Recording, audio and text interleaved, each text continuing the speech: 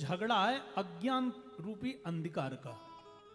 हम इसलिए प्रार्थना करें कि हे गिरधर गोपाल, हे ठाकुर जी, कोई बढ़िया सुंदर सा सदगुरुदेव कोई संत मिला दो जो हमारे हृदय से अज्ञान रूपी अंधकार को मिटा दे, तो सारे झंझट खत्म हो जाएंगे। ब्रह्मा जी ने मनु जी को बनाया और रानी शतरूपा।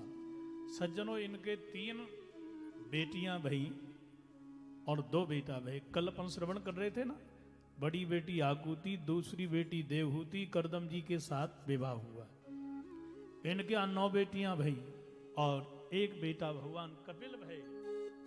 और कपिल जब आए तो सांख्य शास्त्र का दिव्य उपदेश दे करके मैया के लिए भगवत तत्व की अनुभूति करा दी। मैया तो सिद्धानंदी के रूप में ही बह गई, आनंदित हो गई। ये अपन सुन रहे थे ना कल। तीसरी बिटिया का नाम है, जो छोटी है, वो प्रसूति। ये दक्ष प्रजापति को ब्याही। ये नेता है महाराज। इनके यहां पर सज्जनों 16 बेटियां भई और 16 बेटियों में क्रमबद्ध 13 धर्म के साथ में ब्याह गई। 14वें नंबर की बिटिया है जिसका नाम है स्वाहा, ये अग्नि को ब्याही है। इतनी पति की सेवा करी के पति देवता बोले, देवी संसार के लोग जब तक तेरा नाम नहीं लेंगे मैं किसी भी देवता के मुख में आहुति नहीं जाने दूंगा। तो यह पति की सेवा का प्रभाव। 15वें नंबर की बेटी है स्वधा, अरिमा को ब्याही है। तो यह भी पति की सेवा करती है। तो इन्होंने भी कहा कि जब तक तेरा नाम लोग नहीं लेंगे हम किसी भी पितरों के मुख में तर्पण नहीं जाने देंगे। तो अपन कहते हैं ना, इंद्राय स्वाहा, अग्नय स्वाहा। ये अग्नि की पत्नी है। और जब तर्पण करते हैं ना तो पंडित लोग करवाते हैं ना, तर्पयामी। तो सब ये तर्पण भी जब तक हम सुधा, तस्मई सुधा, तस्मई सुधा, तस्मई सुधा, ये तर्पण करते हैं अपन। ये अरिमा की पत्नी है। 16वें नंबर की बेटी का नाम ही है सती। आहा, शंकर जी को ब्याही। सबके यहाँ लाला लाली भय, पर इनके आना है भाई। क्यों? पूरे बालापन में पिताजी की यज्ञ में कहीं जा करके यज्ञ कुंड में जल के मर गई, कोई लाला लाली भयो ही ना।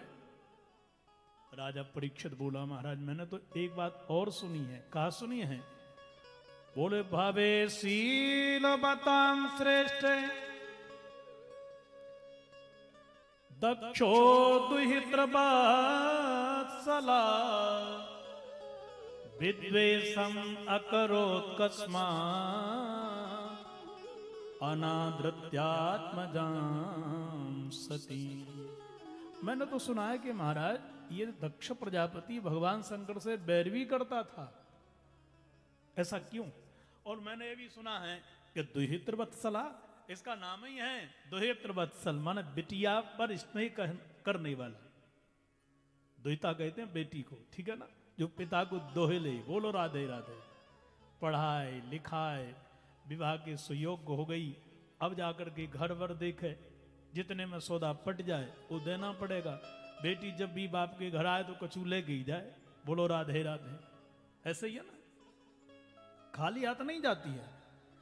ऐसे ही बेटियों के ऊपर तो जान छिड़कने वाला था दक्ष प्रजापति। दुहित्र वत्सला उसका नाम है। पर बिटिया सामने जल करके राख हो रही है और दक्ष प्रजापति रोक नहीं रहा है। ऐसा कैसे संभव है महाराज? इसलिए थोड़ा प्रकाश इस पर डालिए। सुखदेव जी बोले, राजन परीक्षित, एक बार कहा भयो कि धर्म के ऊपर आपातकालीन मीटिंग बुलाई। किसने? भगवान श्री नारायण ने। वो कहां बुलाई? बिठूर में, कानपुर के बगल में। देखा है ना, ये धरती का समतल भूमध्य भाग है। इसको कहते हैं ब्रह्मा विवर्त क्षेत्र। सारे के सारे देवता आए, जहां में श्री नारायण भी, ब्रह्मा जी भी, शंकर जी भी, इंद्र वरुण कुबेर, सात संत भी आए महाराज। अच्छा, जो अभिमानी होता है ना वो सबके बाद में ही आता है सभा में। ऐसा ही है ना, जरा सब लोग हमको देखेंगे, खड़े होंगे, हमारा नाम होगा। और ये दोष नेताओं में प्राय होता ही है भाई। दक्ष प्रजापति भगवान श्री हरि के बाद में आया, वो नेता था। सारे लोग खड़े हो गए, और ब्रह्मा जी खड़े नहीं हुए क्योंकि मेरा बेटा ही तो आ रहा है, और बेटा के सम्मान में पिता कभी खड़ा होता है क्या? वो खड़े नहीं हुए। नारायण भगवान तो ये जनार्दन है, वो क्यों खड़े होते? शंकर जी ने मन ही मन प्रणाम कर लिया, ससुर जी आ रहे हैं ना, जो मन ही मन प्रणाम करके बैठे रहे। अब शंकर जी को निहार करके दक्ष प्रजापति आग बबूला हो गया, बोले आज मेरे खड़े नहीं होंगे, कल दूसरे खड़े नहीं होंगे, तो आज बोलना चाहिए मुझे। और ये खड़ा हो गया तुरंत, मेरे पिताजी खड़े नहीं हुए, बाबा जी खड़े नहीं हुए, कोई बात नहीं, पर एस वही शिष्यताम प्राप्त हो, ये तो मेरा चेला है, मेरा दामाद है, पुत्रवध है, आज इसको देखूंगा। और खड़े होकर के बोल पड़ा, बोले श्रूयताम ब्रह्मर्षयो में सहदेवा सहाग्नया साधूनां ब्रवतो व्रतम नाज्ञानान च मत्सरा। सुनो भैया ब्रह्मर्षियों, अग्नि इत्यादि देवताओं, मेरी बात बड़े ध्यान से सुनियो। लोग बोले भाई ये अध्यक्षीय भाषण पहले नंबर पर कैसा? अरे बोले विकास की चर्चा होगी, बढ़िया सड़कें बनेंगी, बिजली आएगी। अब देखो सुनो सुनो, पहले सुनो। और सुनो भैया, मैं कोई अज्ञान मत्सर के द्वारा नहीं कह रहा हूं, जो कह रहा हूं हो समाज में कह रहा हूं। दक्ष प्रजापति बोल पड़ा, ये जो बैठा है ना सामने, गृहीत्वा मृग सावाक्षा पाणे मरकट लोचना, देखो जाकी आंखें बंदर जैसी, और मेरी बिटिया जाको नाम सती है मृगलोचनी, प्रेतावासेसु घड़ेसु, ये प्रेतों के स्थान पर रहने वाला, मरघट में बैठ करके समाधि लगाने वाला, नग्न वेश में रहने वाला, जोगी जटिल अकाम मन नगन अमंगल वे। एक सज्जन बोले भाई साहब आपने अपनी बिटिया ब्याही है इनको? बोले हमने थोड़ी ब्याही है, ब्रह्मा जी ने कहा सो हमने ब्याह कर दिया है। को कौन ब्याह करता? नंदी जी बगल में ही बैठे थे, शंकर जी से बोले सरकार ये गाली दे रहे हैं, आप कछु ना बोल रहे तो हम बोले?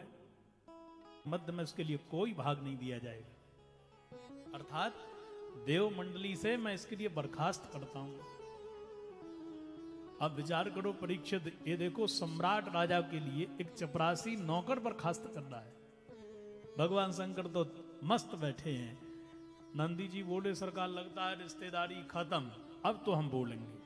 और खड़े हो गए नंदी जी, खड़े होकर के बोले दक्ष प्रजापति 2 घंटे से तू बकबक कर रहा है, हमारे स्वामी जी कुछ बोल नहीं रहे, इसका मतलब ये नहीं कि हम सब मर गए। गुरु जी के अपमान में चेला न बोले वो कैसा चेला है, पति के अपमान में पत्नी न बोले कैसी पत्नी है, पिता के अपमान में पुत्र न बोले वो कैसा पुत्र है। इसलिए मैं भी तुझे साफ देता हूं, दक्षो वस्तु मुखोचिरात, जिस मुख से तू शंकर भगवान की निंदा कर रहा है, जा तेरा मुख ही बकरे का हो जाए। जीवन में तुझे आत्म तत्व का ज्ञान बोध नहीं होगा। महाराज वहां बैठे थे, महात्मा भृगु जी खड़े हो गए, अरे हमारे यजमान को साथ दिया, अभी देखते हैं जा नंदी के ताई। अच्छा ब्राह्मण देवताओं को बढ़िया बढ़िया दक्षिणा देते जाओ, खूब आशीर्वाद लेते जाओ, बोलो राधे राधे। ऐसे ही है, खूब पूड़ियां घी की खिलाओ, बढ़िया सब्जी, बढ़िया खीर हो, बढ़िया मालपुआ बनाइयो, पर दक्षिणा बढ़िया ना दई तो आशीर्वाद पक्को ना है। एक कहेगा भोजन कितना बढ़िया बना था, अरे वो काय का भोजन, भिखमंगा है तू, खाया कभी? खाया ही नहीं तो दक्षिणा कछू दई नहीं। इतनी दूर से आए, पेट्रोल जल गई इतनी, कछू फायदा भयो कछू का। और तुम तो पूरी चाहे कैसी भी जला करके खिलाइयो और बढ़िया दक्षिणा दियो, वाह जजमान खुश रहे, प्रसन्न रहे, भगवान इसकी झोली भर के रखे, बोलो राधे राधे। और सही बात भी है, जोर से बोलो थोड़ा, श्री राधे श्री राधे। अच्छा देखो अपन परीक्षित जी, गैया भगवान है कि नहीं? बोलो साधु भगवान है, ब्राह्मण भगवान है, और मंदिर में भगवान है, ठीक है ना। अब गैया की आरती उतारो, बढ़िया 500 रुपया की फूल माला पहनाओ आगे ताई, ठीक है, और दक्षिणा चढ़ा दो। उसके क्या मतलब की भाई, उसको माला से क्या लेना देना, पैसा से क्या लेना देना। हरी हरी घास गैया को खिलाओगे तो गैया आशीर्वाद देगी, देगी कि नहीं? बोलो।